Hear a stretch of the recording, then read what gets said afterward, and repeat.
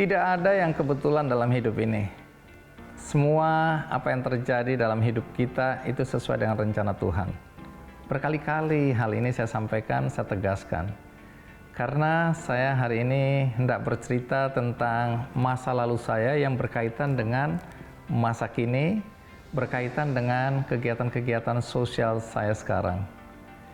Kalau sekarang melalui Key Candy Foundation misalnya, kami punya gerakan berbagi kaki palsu gratis. Ini sudah sekitar 14 tahun kami lakukan melalui Key Candy Foundation sampai hari ini.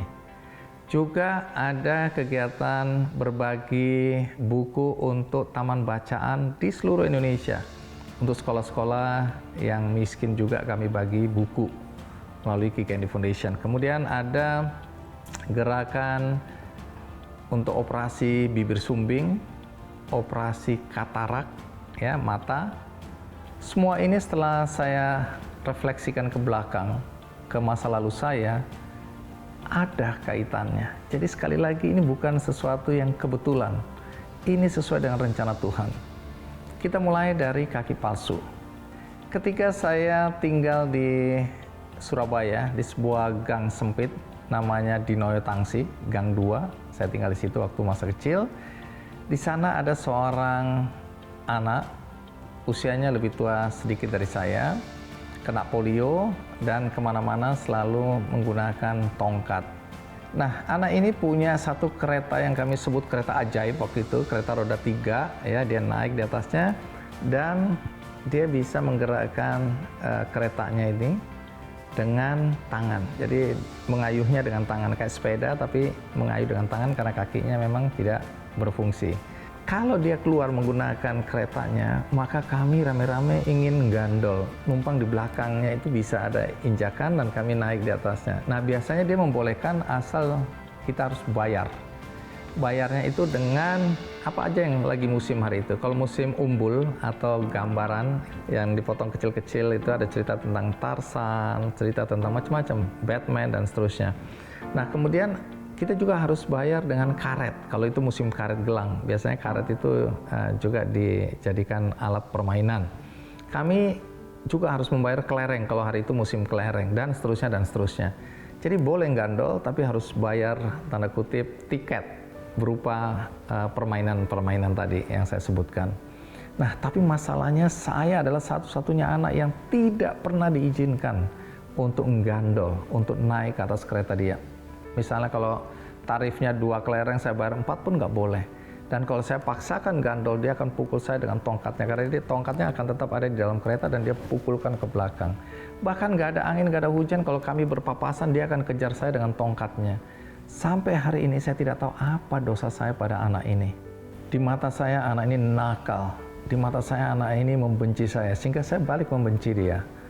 Nah, kemudian saya meninggalkan Dinoyo Tangsi dan berpisah dari anak ini. Tapi sekian tahun kemudian, artinya 14 tahun sejak hari ini, saya punya gerakan berbagi kaki palsu melalui cerita dari Sugeng Siswoyudono, bagaimana sampai 14 tahun lamanya sampai hari ini kami masih berbagi kaki palsu. Itu bukan kebetulan. Bicara mengenai kaki, dulu saya setiap kali melihat orang dengan tongkat dan kaki yang tidak berfungsi, saya ketakutan, ada trauma, saya menghindar, bahkan mungkin masih ada tersisa kemarahan dan kebencian itu. Tapi Tuhan mempertemukan saya dengan Sugeng yang membuat kaki palsu. Sejak itu perasaan saya marah, benci, ya, pada orang-orang yang menggunakan kaki palsu hilang lenyap. Sebaliknya kemudian lahir gerakan berbagi kaki palsu. Apakah itu kebetulan?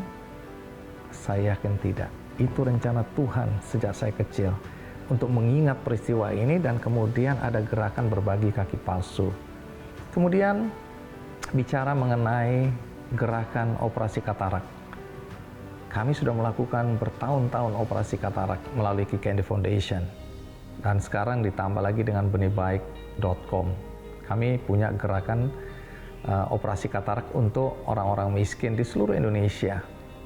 Apa yang terjadi pada saya di masa lalu? Anda boleh percaya, boleh tidak. Mata saya pernah juling. bangun tidur saya kaget, saya melihat semuanya 2. Kami bawa ke dokter, dokter bingung juga kenapa tiba-tiba saya bisa juling.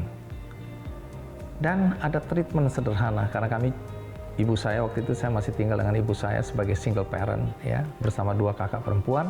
Karena tidak ada biaya, dokter hanya bilang bisa dikasih salep dan berdoa. Dan ibu saya tiap malam berdoa agar mata saya bisa kembali normal. Dan pada satu hari ketika bangun, tidak ada tanda apa-apa, mata saya kembali normal. Dan hari ini saya punya gerakan operasi katarak. Apakah kebetulan? Tidak. Ini sebuah rencana Tuhan. Ada cerita-cerita masa lalu saya yang dikaitkan dengan apa yang saya lakukan hari ini. Gerakan berbagi buku itu lebih lama lagi. Kami punya paket-paket buku untuk sekolah-sekolah miskin, untuk taman bacaan, melalui Kiki and the Foundation, dan sekarang juga benihbaik.com. Apa yang terjadi dalam hidup saya dulu?